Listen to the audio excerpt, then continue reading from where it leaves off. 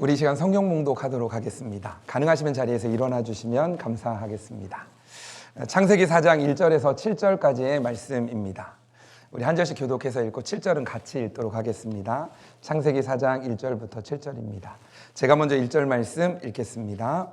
아담이 그의 아내 하와와 동침하매 하와가 임신하여 가인을 낳고 이르되 내가 여호와로 말미암아 득남하였다 하니라. 아우 아벨을 낳는데 아벨은 양치는 자였고 가인은 농사하는 자였더라.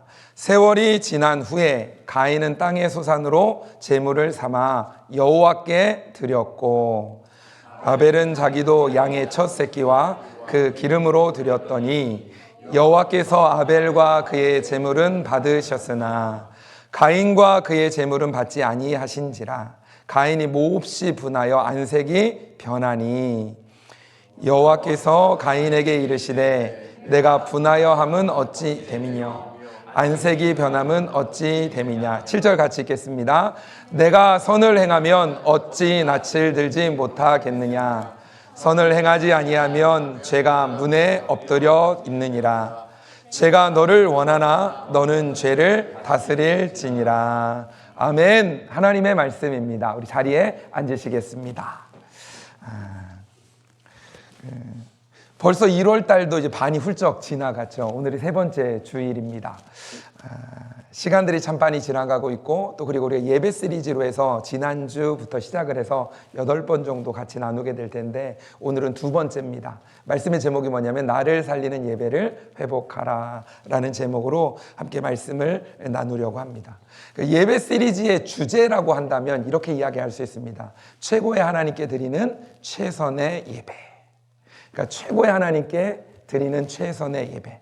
가장 위대하신 그 하나님 앞에 우리가 최선으로 예배 드리는 겁니다.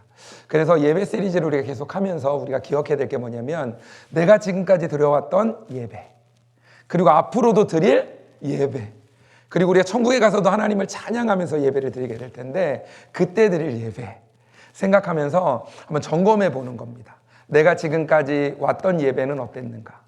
그리고 하나씩 점검해 보는 겁니다. 그러면서 어떻게 보면 이렇게 생각하셔도 될 것 같아요. 이 예배 시리즈를 쭉 가면서 우리가 수술한다라는 생각을 하면 좋을 것 같습니다. 내가 정말로 하나님을 향해 예배하고 있는가? 혹시나 내가 잘못된 것은 없는가? 정말로 하나님이 기뻐하시는 예배는 무엇인가? 라는 부분들을 생각하면서 이 시간을 지나면서 이제 우리가 계속 이제 말씀을 통해서 함께 나눌 거거든요. 그래서 말씀에 비추어서 나를 점검해 보는 거죠. 하나님의 말씀에 비추어서 내가 정말로 하나님이 원하시는 예배를 드리고 있는가? 아니면 내가 원하는 예배를 드리고 있는가?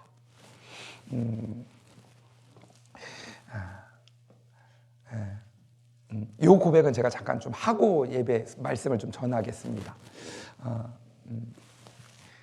예배가 너무 중요하잖아요.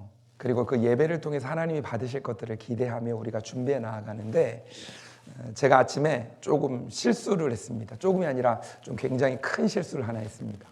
뭐냐면 우리 한 사람 한 사람은 함께 같이 예배자로 나아가는 이제 그런 부분들이 있잖아요. 근데 어떻게 보면 갑작스럽게 무엇인가 해야 될 상황이 갑자기 주어지면 또 쉽지 않은 그런 부분들이 있잖아요. 준비를 해야 되는 부분도 있고 또 여러 가지 그런 부분들이 있을 수 있는데 우리의 예배는 하나님께로 향해서 나아갈 수 있는 그런 예배였으면 좋겠습니다. 그리고 제 안에도 우리가 예배에 대한 부분들을 함께 나누고 설교하면서도 어느 순간 어쩌면 내가 하나님께 드리는 예배인데 이 예배를 드리는 이 순간이 또 그리고 예배에 참석하는 한 사람 한 사람이 조금은 더 만족할 수 있는, 어쩌면 조금 더 부드럽게 갈 수 있는 그런 부분들 안에서 생각을 저도 모르게 어느새 하고 있는 그런 부분들이 있다라는 생각이 들면서 좀 마음이 여러 가지 생각들이 좀 들었거든요. 그러면서 하나님이 저에게 그런 마음을 더더욱 주시는 것 같습니다. 예배는 나에게 드리는 거야.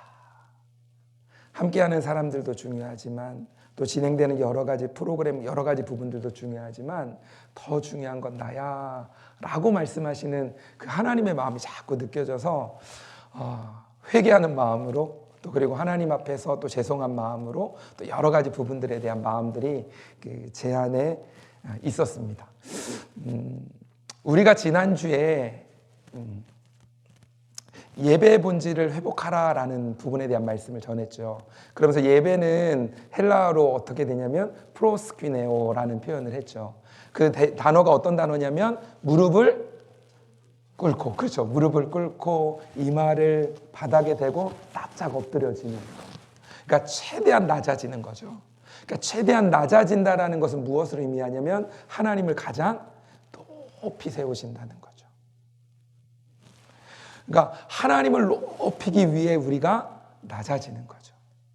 그러니까 그게 바로 뭐냐면 예배고, 그 예배의 본질을 우리는 기억하면서 우리 예배 자리에 나아가야 되는 거죠.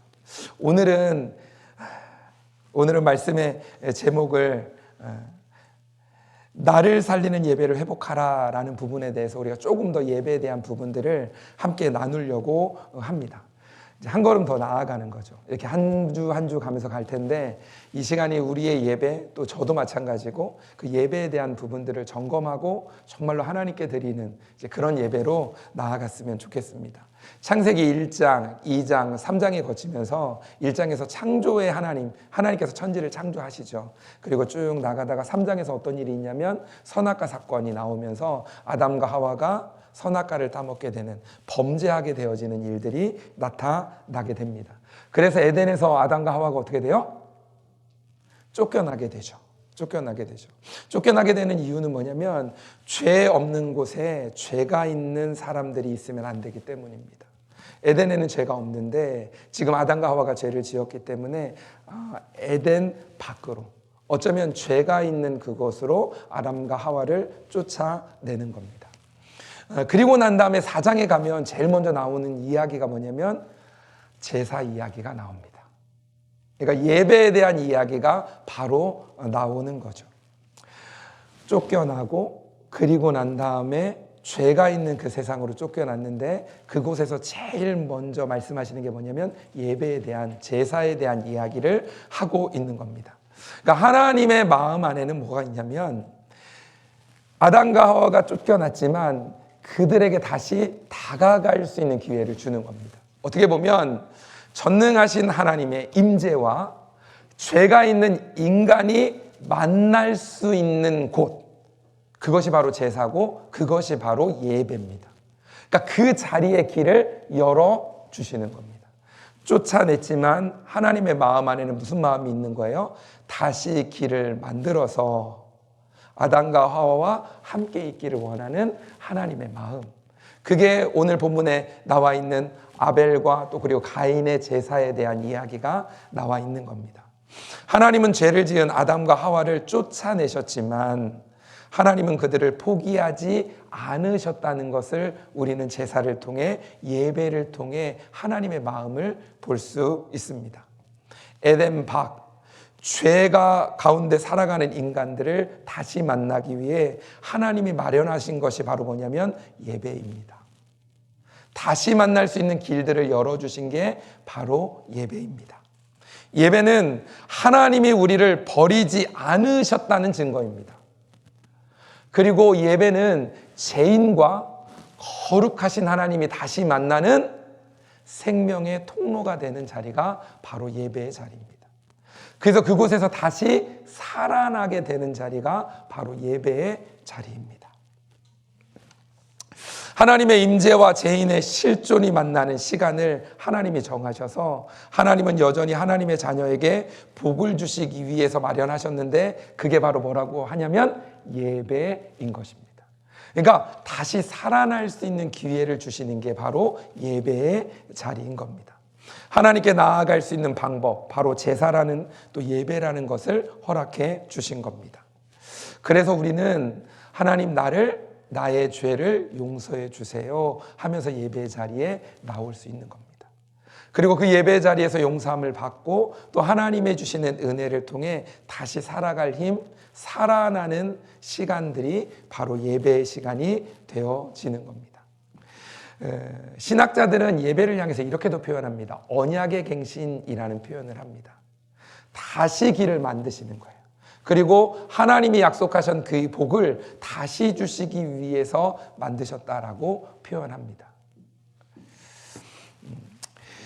그래서 예배를 통해 하나님은 우리를 만나기 원하시고 예배를 통해서 하나님은 우리를 살리시기를 원하십니다. 그래서 예배는요, 살아나는 시간입니다. 예배는 무슨 시간이라고요? 살아나는 시간입니다. 우리 옆 사람 얼굴 한번 잠깐 보시고요. 예배는 살아나는 시간입니다 하면서 한번 이야기 한번 해주시겠습니까?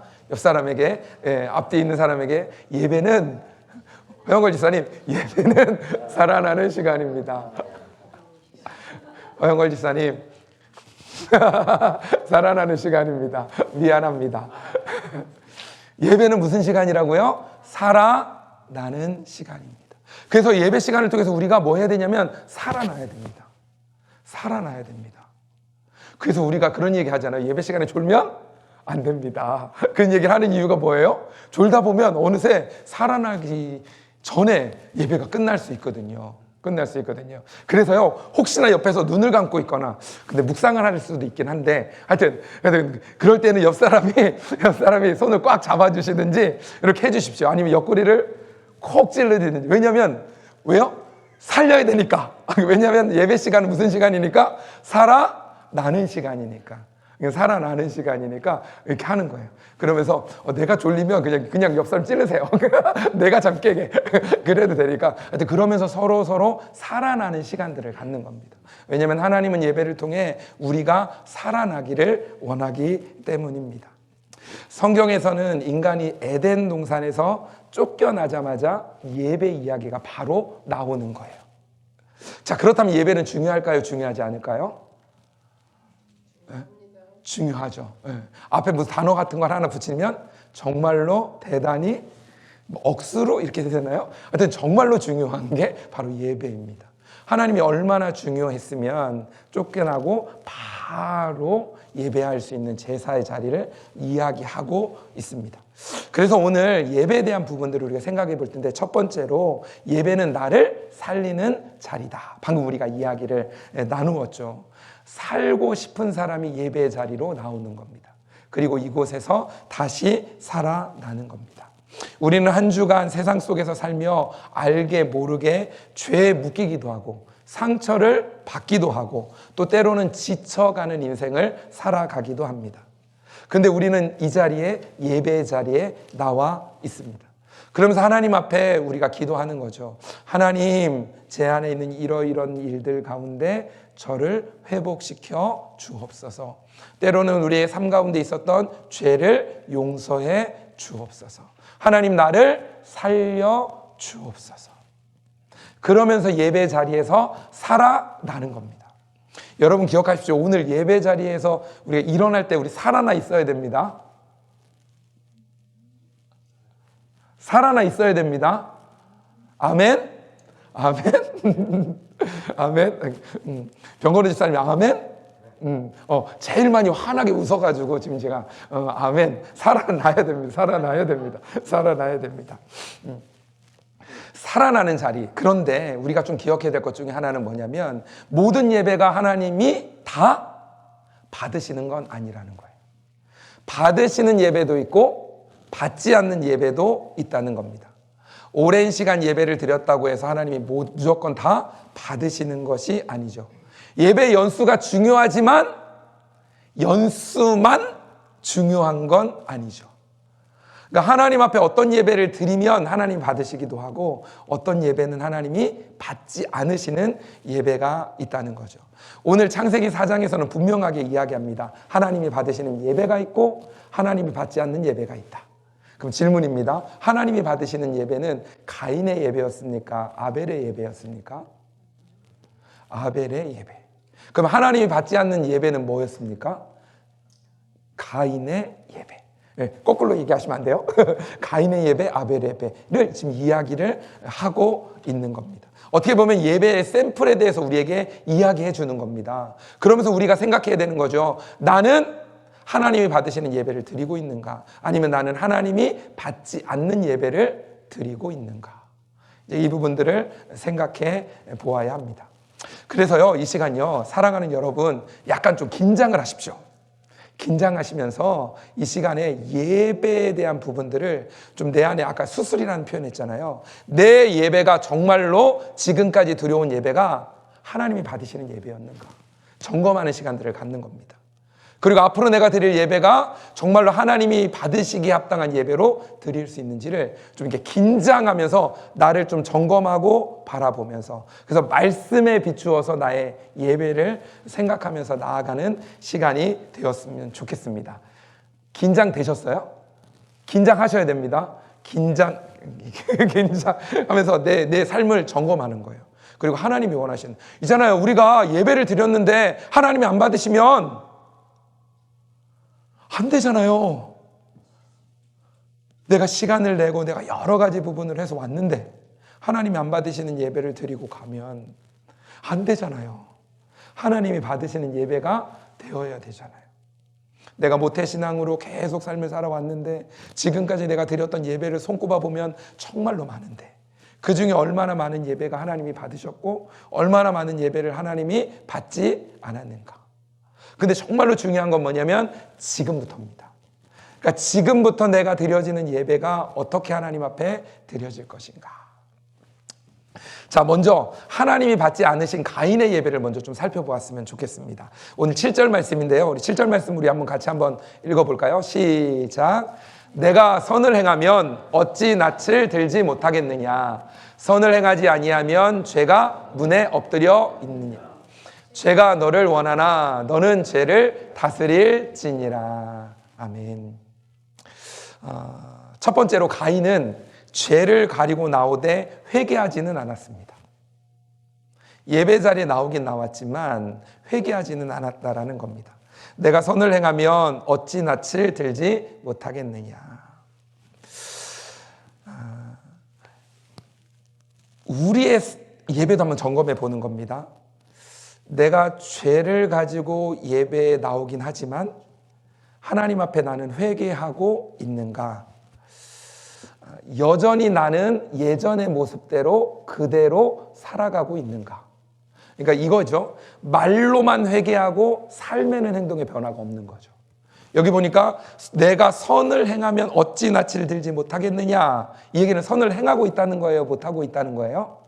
선을 못하고 있다는 거죠. 그러면 죄인은 예배 자리에 나오면 안 되는 겁니까? 나와야죠. 죄인이니까 더 예배 자리에 나와야 되죠. 근데 우리가 기억해야 될 건 뭐냐면 죄인이 예배 자리에 나와서 하나님 앞에 죄 용서함을 받고 삶이 변화되어져 삶을 살아가야 된다는 거죠. 죄가 있으니까 나와야죠, 더. 그리고 예배를 통해 그 죄의 문제가 해결되어지고 용서함을 받고 삶 속에서 행함 가운데 하나님의 능력으로 선을 행하는 모습이 나타나야 되는 거죠.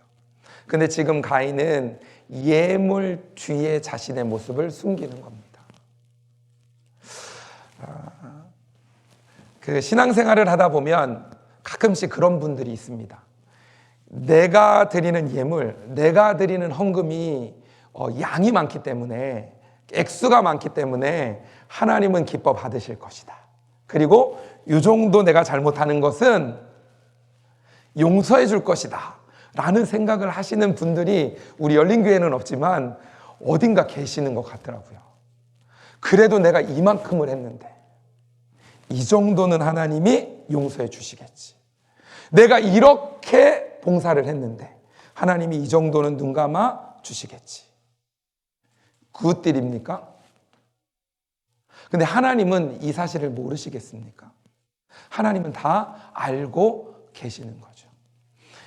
이 부분도 보시지만 또 숨겨져 있는 그 부분까지도 다 보고 계시는 거죠. 예배 자리에 나왔는데 회개하지 않는 가인의 모습. 그래서 하나님은 그 예배를 받지 않으신다는 거죠. 그리고 두 번째로는 가인은 죄를 끊을 마음이 없었습니다. 오늘 말씀에 보면 이렇게 표현하죠. 죄가 너를 원하나 라는 표현을 합니다. 가인은 제사를 드렸을지는 모르지만 다시 죄를 지을 마음을 버리지는 않았습니다. 이런 문장이 있더라고요. 한번 잘 들어보세요. 예배는 죄를 끝내는 시간이지 죄를 갈아타는 시간이 아닙니다. 맞습니까? 예배는 죄를 끝내는 시간이지 죄를 갈아타는 시간이 아닙니다. 맞습니까? 그럼 이 문장도 보십시오. 예배는 죄와 작별하는 종착역이지 새로운 죄로 갈아타는 환승역이 아닙니다. 맞습니까?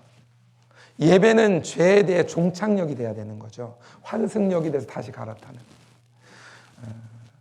이런 표현이 있더라고요. 죄를 회개하는 것은 다시 죄를 짓기 위함이다. 왜냐하면 내가 죄 용서함을 받아야 가벼운 마음으로 죄를 지을 수 있기 때문에 회개한다라는 문장도 있더라고요. 우리는 단지 주일날 와서 가벼운 마음이 되기 위해서, 그럼 이제 가벼운 마음이 되면 뭔가 죄를 지을 때 조금 더 나은 마음이 되기 위해서 회개하기 위해서 모인 것이 아닙니다. 가끔씩 보면 이게 뭐죠? 이렇게 내리는 거, 이렇게 하는 거? 도박 있죠? 빠찡코 이거 있죠?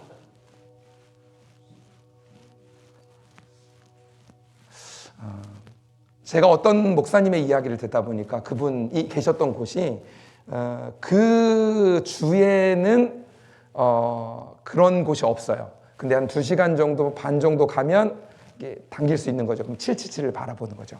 이제 갈 수 있는 곳 있는 거죠. 이제 그곳에서 이런 겁니다. 뭐냐면 아침에 꼭 일부 예배로 오신대요. 3부 예배까지 있는데 일부 예배 가장 일찍 오시는 거예요. 빠른 시간에 와서 예배를 드리면서 하나님 용서해 주십시오 하면 가벼운 마음이 되면 왠지 느낌이 가면 하나님이 도우셔서 777이 나오게 하실 것 같다는 마음이 드는 거예요. 우리는 하나님을 이용하면 돼요, 안 돼요? 안 됩니다. 예배의 시간은 하나님 앞에 철저하게 회개하고 깨끗함을 입는 시간입니다. 내가 조금 더 나아져서 아까 표현에 의하면 내가 회개하는 것은 가벼운 마음으로 또 죄를 지을 수 있는, 이게 절대 아닌 거죠. 죄는 뭐다? 종착역이다. 환승역이 아니라 종착역이다. 여기서 끝내는 겁니다. 그러니까 예배를 통해서 우리의 죄 문제를 해결하고 끝내고, 그리고 하나님 앞에 내 마음에 다짐하고 결단하고 또 나아가는 거죠. 그리고 그 가운데 하나님이 원하시는 뜻을 향해 나아가야 되는 거죠. 그리고 가인은 죄를 다스리지 못했습니다. 말씀의 마지막에 그렇게 표현하죠. 너는 죄를 다스릴지니라 라고 표현하고 있습니다. 여러분 그거 아시죠? 예배가 끝나고 나면 우리를 향해 더 죄짓게 만드는 상황들이 주어진다는 거. 내가 예배를 드리면서 은혜를 많이 받으면 받을수록 어려운 일이 생깁니다. 여러분 혹시 그런 경험 있습니까? 내가 예배에 너무 많이 은혜를 받아서 은혜를 너무 많이 받고 하나님의 뜻대로 살겠습니다 하고 다짐하고 나갔는데 주차장에 갔더니 차가 긁혀 있는 거예요. 여러분은 그런 경험 없죠? 여러 가지 일들이 있습니다. 그러니까 내가 예배 은혜를 받고 나면 문제가 없는 게 아니라 더 큰 문제가 우리 앞에 도사리고 있는 때가 있습니다. 오늘 말씀에 보면 이런 표현해요. 뭐냐면 죄가 문 앞에 엎드려 있다라는 표현을 합니다. 이 엎드려 있다는 표현은 뭐냐면 죄가 엎드려 있으니까 포기했나 이 얘기가 아니라 이 표현은 뭐냐면 사자가 먹잇감을 이렇게 잡기 위해서 이렇게 웅크리고 있는 겁니다. 이렇게 웅크리고 엎드리고 있다가 나오면 어떻게 되는 거예요? 공격을 하는 거죠. 어쩌면 우리가 예배가 끝나고 나면 마귀가, 사탄이 우리를 죄 짓도록 하기 위해서 웅크리고 있다가 하는 겁니다. 그래서 있잖아요. 우리는 우리의 입술을 조심해야 됩니다. 우리의 마음을 조심해야 됩니다. 우리를 힘들게 만드는 우리 여러 가지 일들을 조심해야 됩니다. 입에 재갈을 물어야 된다라고 표현하죠. 야고보서 3장에 보면 입에 재갈을 물어야 된다고. 근데요, 그 입에 재갈을 물리다 이 부분을 그 영어 성경으로 보면 번역에 따라 좀 다르긴 하지만 뭐라고 돼 있냐면 bite your tongue 이라고 돼 있어요. 그게 무슨 얘기예요? 내 혀를 깨물어라 이런 거죠. bite your tongue. 그러니까 뭐냐면 내가 말하려고 하는 것을 조절하라는 거예요. 컨트롤하라는 거예요. 뭐냐면 이런 일이 벌어지면 이렇게 나갈 수 있는데 갑자기 소리가 올라갈 수도 있고 화를 낼 수도 있는데 그것을 어떻게 하는 거예요? 혀를 할렐루야 이렇게 할렐루야를 이러면서 내가 제어를 하는 겁니다. 죄를 다스리는 겁니다. 그렇지 않으면 죄가 우리 안에 계속적으로 흘러가게 되어지는 부분들이 있는 거죠. 내 생각도 그렇고 내 입술도 그렇고 내 마음을 그냥 놔두면 안 되고 이것들을 잡아야 됩니다. 여러분 한번 해보시겠어요? Bite your tongue. 한번 여러분의 그냥 조용히 한번 혀를요 이렇게 입으로 한번 깨물어 보겠습니까? 말하기 힘들잖아요. 그러면서 우리는 죄를 다스리는 겁니다. 근데 그러지 못했던 모습이 누구에게 나오냐면 지금 아벨의 모습에 나와 있다는 겁니다. 예배 전에도 우리는 예배자로 서야 되고 예배 중에도 우리는 예배자로 서야 됩니다. 그리고 우리는 예배 후에도 예배자로 서야 됩니다. 그러기 위해서는 우리가 우리의 혀를 물 수 있어야 돼요. 우리가 다스릴 수 있어야 돼요. 우리가 죄를 다스리고 한 걸음 한 걸음 걸어갈 수 있어야 되는 거죠. 자, 하나님이 받으시는 우리 그 아벨의 제사에 대해서 아벨의 예배에 대해서 한번 좀 살펴봤으면 좋겠는데 오늘 말씀에 보면 그 아벨은 최선을 다해서 준비를 했습니다. 그 말씀에 보면 아벨은 양의 첫 새끼와 그 기름으로 드렸다라는 표현이 나옵니다. 한번 보실래요? 여기 보시면 아벨이 가져온 예물은 뭐예요? 양의 첫 새끼와 그의 기름으로 드렸고 가인은 뭐예요? 땅의 소산으로 제물을 삼아라고 되어져 있죠. 근데 영어로 한번 보시겠습니까? 영어로 보면 그 아벨은 뭐예요? 어떻게 보면 a gift, the best portions of the firstborn lambs from his flock. 여기 보니까 the best예요. 가장 좋은 거예요. 그러면서 뭐라고요? portion, S가 붙었잖아요. S가 붙었으니까 뭐예요? 네네, 복수죠. 그러니까 뭐냐면 아벨이 드린 제사는 가장 좋은 것도 드렸지만 가장 좋은 것들을 드리는 거예요. 그러니까 하나님 앞에 자기가 가장 소중하게 여기는 것들을 가지고 와서 그것들을 풍성하게도 드렸다는 거예요. 근데 봐봐요. 가인은 어떻게 드렸어요? Some of his crops. 이거 무슨 뭐예요? 자기가 지은 농작물 있잖아요. 그것들 중에 some. 여기서 some이면 어떻게 된 거예요? 일부. 일정 부분 이런 걸 가지고 온 거죠. 그러니까 한글로 봤을 때는 우리가 보기에는 잘 의미가 그렇게 많이 전달 안 되지만 지금 보면 가인은 자기가 있는 것 중에 어느 것을 가지고 온 겁니다. 아벨은 어떻게 해요? 자기가 가지고 있는 것 중에서 가장 좋은 것. 근데 것만이 아니라 것들을 가지고 온 거예요. 그러니까 뭐냐면 그 마음을 가지고 하나님께 나아가는 거죠. 그러니까 아벨은 하나님께 나아갈 때 최선으로 준비해서 나아갔습니다. 그리고 또 우리 하나가 기억해야 될 부분이 뭐냐면 하나님은 예물보다 사람을 먼저 보십니다. 하나님은 예물을 본 다음에 사람을 보는 게 아니에요. 우리가 예물 뒤에다가 우리가 숨어봤자 안 돼요. 하나님은 숨은 나를 먼저 보는 겁니다. 예물을 먼저 보는 게 아니라. 오늘 말씀에 보면 이렇게 표현하잖아요. 여호와께서 아벨과 그 제물을 연락했다. 그 가인과 가인의 그 제물을 연락하지 않은 거죠. 근데 여기 보면 예물만 얘기하지 않고 아벨, 또 예물만 제물만 얘기하지 않고 가인을 이야기하죠. 근데 순서로 보면 뭐가 먼저 나오는 거예요? 아벨이 먼저 나오고 또 가인이 먼저 나오는 겁니다. 그러니까 아벨을 받고 그 제물도 받은 겁니다. 그러니까 아벨이 준비한 그 마음, 그 전체를 받는 거죠. 그래서 우리가 예배를 준비할 때 기억해야 될 건 우리가 준비돼야 됩니다. 그리고 예물도 준비하는 거죠. 가장 좋은 것들, 가장 좋은 것, 더 풍성한 것을 하나님께 드리는데 그 마음 안에 그 마음이 있으니까 그렇게 드릴 수 있는 부분이 되어지는 거죠. 진심의 예배는 하나님이 우리 인생 전체를 하나님께 드릴 때 하나님은 기쁨으로 받으십니다. 그래서 최선으로 가장 좋은 것으로 나아갈 때 우리의 마음을 가지고 하나님께 나아가야 되는 거죠. 아벨이 이렇게 예배를 드린 거죠. 그 예배를 기억하면서 우리도 우리의 마음을 하나님께 그렇게 드릴 때 하나님이 그 예배를 받으시고 또 하나님께서 역사하시는 거죠. 오늘 말씀해 보면 이렇게 표현하고 있습니다. 연락하셨다라는 표현이 나옵니다.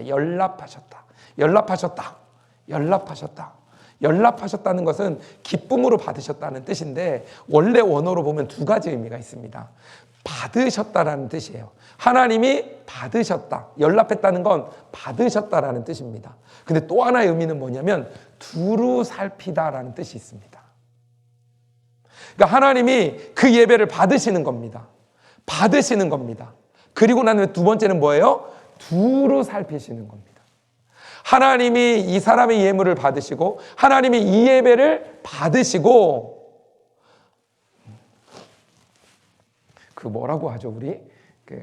먹고 도망가는 거? 먹튀. 하나님은 먹튀가 아닙니다. 먹고 이게 아니에요. 하나님은 예배를 받으시고요. 그 다음 뭐 하시는 거예요?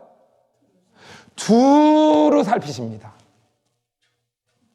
하나님의 사람을 두루 살피시면서 보호하시고 지키시고 인도하시는 거죠. 하나님이 연락하셨다는 것은 하나님이 예배를 받으셨다는 의미가 포함되어 있고 그 하나님이 우리를 지키시고 우리를 인도해 주시기 위해 우리를 두루 살피신다는 겁니다. 그러니까 하나님이 받으시기에 합당한 예배를 드려야겠죠. 하나님이 받으시고 그 가운데 하나님의 자녀 또 하나님이 예배 가운데 나온 그 영혼을 하나님이 두루 살피시면서 지키시고 보호해 주시고 책임져 주시고 하나님이 원하시는 그 길로 인도해 주시는 겁니다. 그래서요 예배는 내가 살아나는 시간입니다. 하나님께 영광을 돌리고 하나님이 받으시고 그 가운데 내가 회복되어지고 하나님이 두루 살피시는 은혜가 우리 가운데 있어서 우리가 살아나는 시간입니다. 그래서 우리가 예배를 준비하고 예배를 위해서 기도하는 겁니다. 이런 거 있잖아요. 한 해 한 해 시간이 지나가다 보면 내가 신앙생활 했던 게 처음에는 1년이었는데 어느새 5년이 되고 10년이 되고 어느새 30년이 되고 시간이 지나가다 보면 모든 것들이 그냥 당연히 그냥 하는 것처럼 하다 보니까 그냥 너무 무딘 부분들이 되어질 때가 있는 거죠. 그런데 우리의 마음이 처음으로 돌아갔으면 좋겠습니다. 하나님을 사랑하고 하나님을 사모하고 또 하나님에 대한 기대하는 마음을 가지고 그 마음으로 설레는 마음으로 준비를 하는 거죠. 예배를 준비할 때도 그런 마음으로 기도하고 준비해서 예배자로. 그래서 예배 전 예배자로 서고 또 예배 중에도 하나님을 온전히 바라보면서 예배 중 예배자로 서고. 그리고요 제가 보니까 신앙생활을 쭉 하면서 느끼는 게 뭐냐면 예배 후 예배자로 사는 게 어쩌면 제일 어려울 수 있다라는 생각이 들기도 해요. 왜냐하면 은혜 받으면 받을수록 더 그래요. 우리가 하나님과 더 가까워지면 가까워질수록 우리를 방해하는 일들이 더 많이 생깁니다. 이거 시험이라고 표현할 수도 있죠. 시험이 옵니다. 자꾸 시험이 옵니다. 그런데 우리는 예배 후에도 예배자로의 삶을 살아가는 거죠. 그러면서 우리가 하나님이 주시는 예배자로의 삶을 전, 중, 후 계속 삶을 살아가는 거죠. 하나님의 이름을 높이면서 삶을 살아가는 거죠. 하나님이 받으시는 예배자로 서는 은혜가 우리 가운데 가득 넘쳐났으면 좋겠고 하나님이 두루 살피는 그 사람이 바로 우리가 되길 주님의 이름으로 축복합니다. 아멘.